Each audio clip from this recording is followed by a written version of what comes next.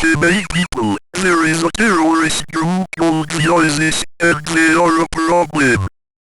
They kill over 2,000 civilians and foreigners. Also, Quebec employ a libertarian policy for ISIS, have responded to this problem, including the Quebec Army, which is the first Bazar and Quebec regiment, the Green Army Guard regiment, and the Southeast Germany is involved too.